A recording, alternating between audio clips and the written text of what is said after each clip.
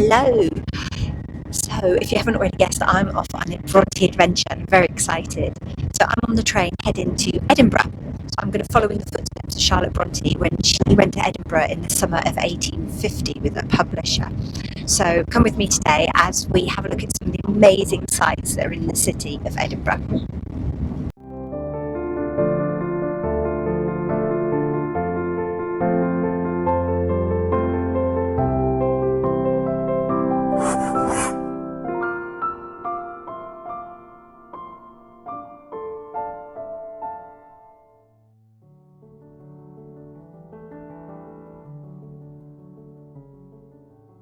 In the summer of 1850, what was meant to be a brief trip to London had stretched into nearly a month away from home for Charlotte Bronte.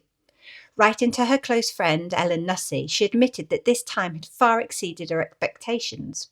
She had suffered less and enjoyed more than she had anticipated. Much of that enjoyment, it seemed, came from the company of her publisher, George Smith. Charlotte had initially promised to travel to Brookeroyd, Ellen's home, once her time in London ended, but now she had to confess that those plans were changing. She would be shortening her visit with Ellen to make room for a trip to Edinburgh with George Smith.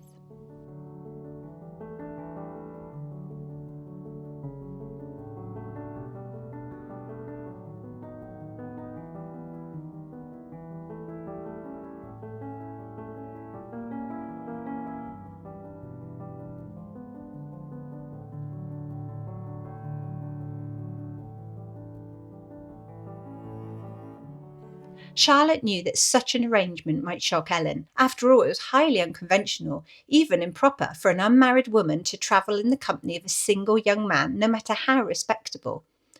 Charlotte went to great lengths to explain that this wasn't her idea. George was planning to collect his younger brother from school in Scotland and had decided at first to bring his sister along. Later, he suggested Charlotte join them instead. She claimed to have laughed off the suggestion at first, assuming he was joking, but George, it turned out, was quite serious. Charlotte declined again, and even Mrs. Smith, George's mother, disapproved of the idea. Yet somehow, by the end of it all, Charlotte was persuaded.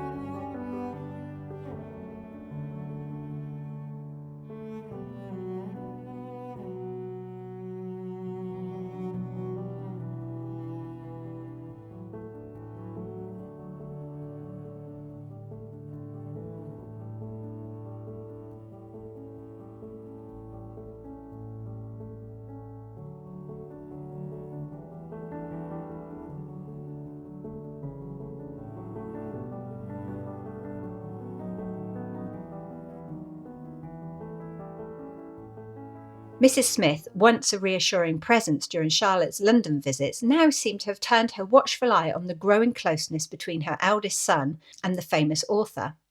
Charlotte told Ellen that George had eventually swayed his mother and that it was Mrs. Smith herself who had encouraged the trip to Edinburgh. Charlotte was careful in how she worded things. She neither confirmed nor denied any romantic feelings, only that she and George understood each other very well and had a sincere mutual respect. She referred to her 8-year age difference and a lack of conventional beauty as natural safeguards about impropriety. Yet the very fact she now called him simply George may have spoken volumes.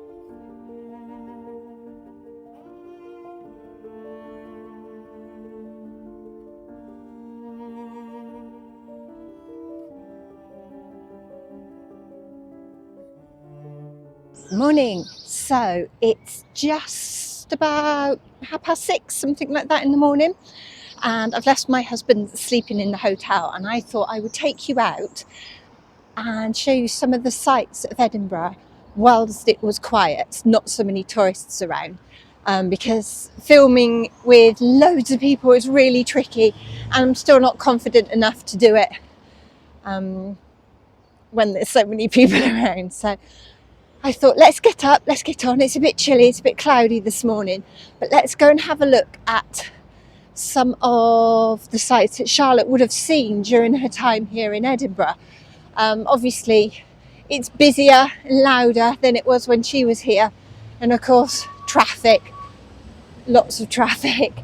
But it would be exciting to see what it's like when there's not so many people around. So let's get to the top of this hill and go and have a look round. So there's the castle at the top, and in front, this grand pillared building is the National Gallery of Scotland. This is also here. So this is Princes Street, what we're about to see, with the buses and the trams, and it's now a very busy street. But would it have been in Charlotte's time? Not so much like it is today. They still keep it beautiful. There's the park that runs next to it, and there's flowers and everything. But over this side here we have Scots Monument, which we're going to go and have a look at. But down here, this white building is the railway station, which is slap bang at the end of Princes Street. So it would have been perfect for arriving guests from York and London and other places to visit the sights of Edinburgh.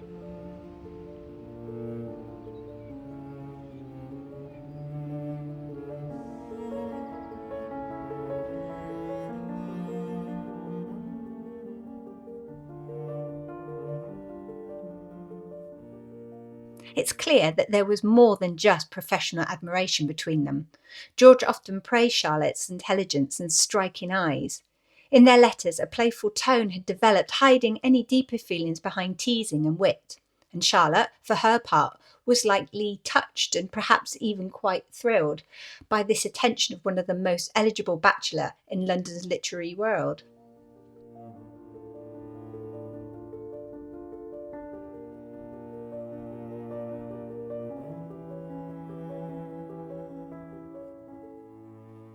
Charlotte returned briefly to Ellen's home at Brookroyd on the 25th of June, and she spent nearly a month with the Smith family in London and described her stay, quite honestly, as one of the most enjoyable periods she could remember. But after only a week with Ellen, she left again, and this time headed north to meet George in Scotland.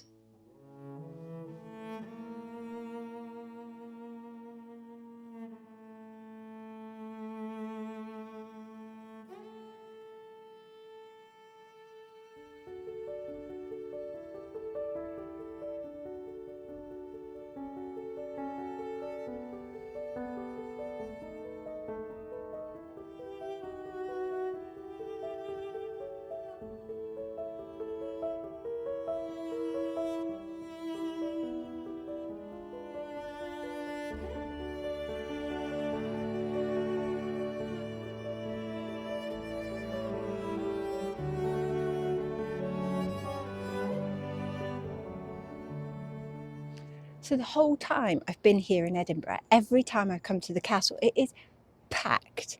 This walkway where people walk in to visit, it's absolutely filled with people. So to come here at this time of the morning and the gates to be closed and everything to be quiet, I mean, look, if I spin around with the technology that I have, you can see that there is nobody about. It's just crazy, but lovely. I mean, every time I come somewhere, I find if you get up early and you go for a walk, you can see so much more. You can see the buildings, you can appreciate the history, you can look for those details that you miss when you're surrounded by people. It's brilliant. And it's cold this morning, but that's okay because there's so many hills in Edinburgh that you need that slight chill, because when you walk up the hill, a bit like in Haworth, it takes your breath away. So it's nice to have a cold morning. So let's carry on. I'll take you down the Royal Mile. I'm not going the whole mile because I need to go back to my hotel soon because I'm really hungry.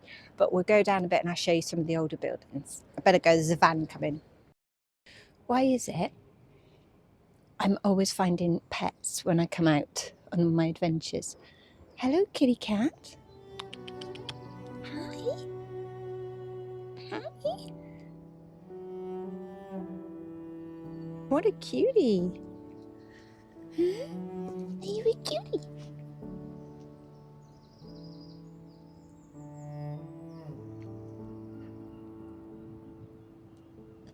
Another grey little cat.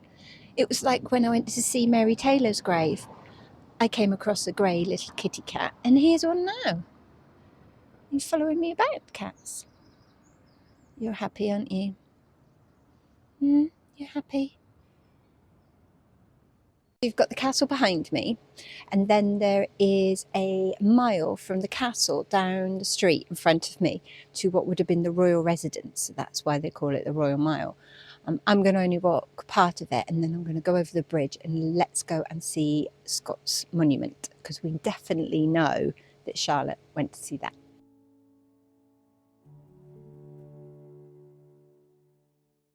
Originally, the plan had been for Charlotte to join the Smiths in Glasgow and travel with them through the Highlands from Loch Lomond to Oban.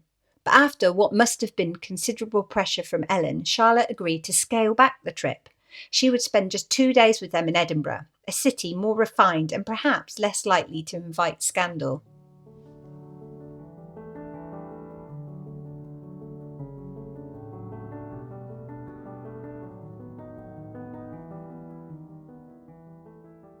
For the short time Charlotte spent in Edinburgh, George Smith arranged a driver well versed in Scottish history and the world of Sir Walter Scott, a perfect match for Charlotte's literary tastes.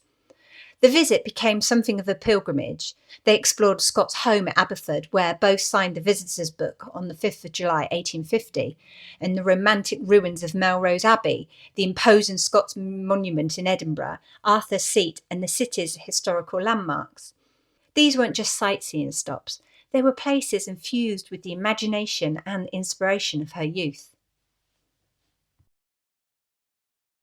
When she returned, Charlotte told William Smith Williams that Scotland had surprised her.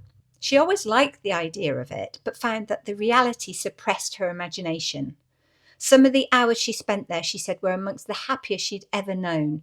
Comparing the two great cities, she wrote, "Edinburgh, compared to London, is like a vivid page of history compared to a huge, dull treatise of political economy. And of Melrose and Abbotsford, she said the very name held music and magic.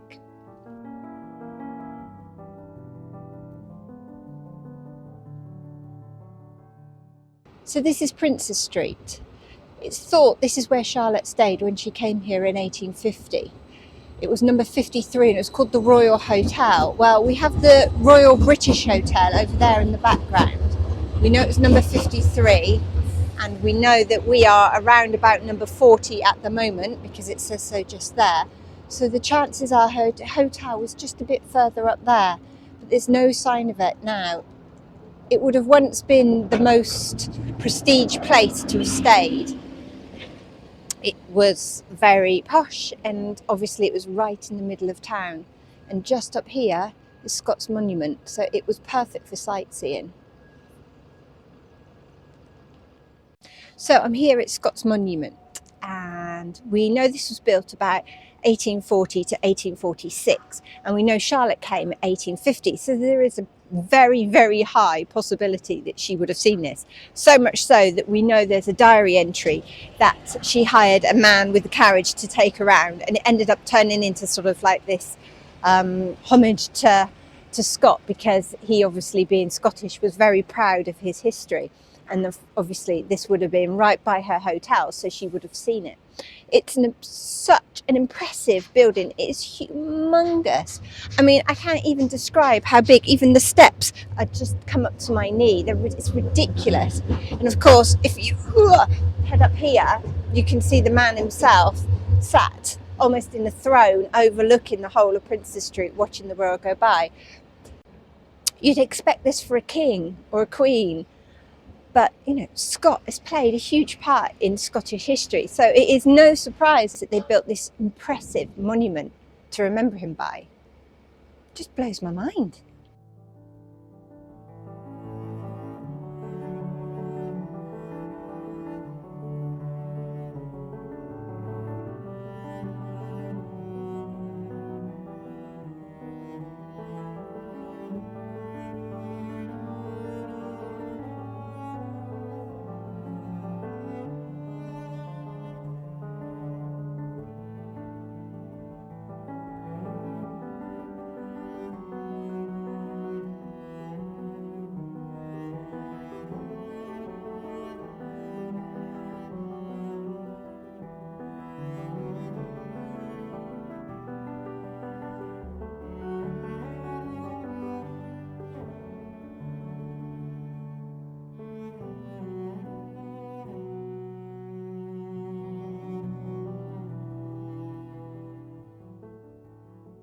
So everywhere you go in Edinburgh, there's just building work going on. You know, change happens, doesn't it? Just noise and scaffolding and development, which, you know, obviously we can't hold back time. But I do worry about some of the history of some of these places. Some of the signage is so bright and modern. Anyway, I've had a little mooch around Edinburgh. That was my hand that just hit it on this. So I've had a little wander around Edinburgh. It's now, what time is it? It's 8 o'clock. It's definitely time to go back to the hotel and have a good Scottish breakfast. I had proper Scottish porridge yesterday, which was lovely. I do love my porridge, but today I think I'm going to go for the full bacon sausage. I think I've earned it this morning. Right, so see you back at the hotel, and I'm going to have to show you the hotel. Oh my goodness, it is beautiful. Let's just let's not cross that road and get killed. Let's cross the road now. So yes, the hotel is absolutely beautiful. It's it used to be the clubhouse to the Royal Scotch Guard. It still is, but they've opened up part of it as a hotel. So it's very, very traditional. It's beautiful. The wood, the architecture, oh my goodness, yeah, I'll get you some pictures and I'll show you. But I'm going to head back. Oh, there must be a teapot with my name on it. Oh, can you imagine that? How lovely that will be, that first cup of tea. I haven't even had a cup of tea this morning. I haven't even really done my hair, as you can tell. I literally woke up and thought, come on, let's get out of bed. So I am. No makeup, not even done my hair. See, I'm committed. I am committed to you, my channel, by doing these things. So let's go back and find a teapot and a breakfast, and I will show you my hotel.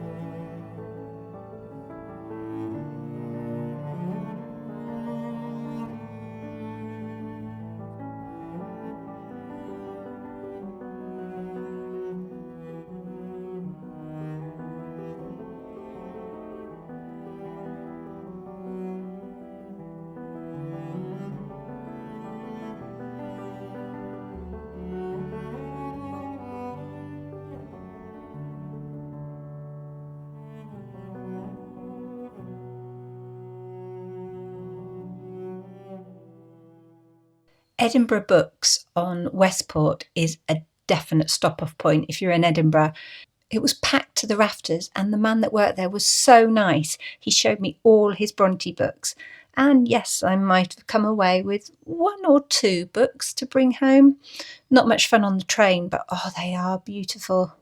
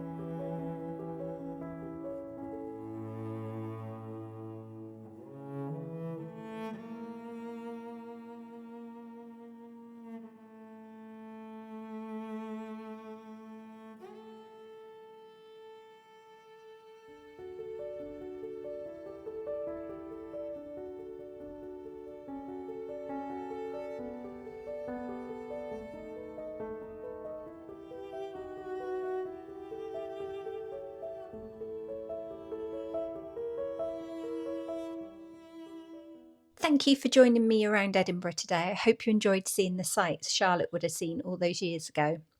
If you like this video, please do that whole likey, subscribey thing because it really does help me out and it lets YouTube know that we want to watch more Bronte content. Have a great weekend and I will see you the Friday after next for more Bronte adventures. Take care. Bye.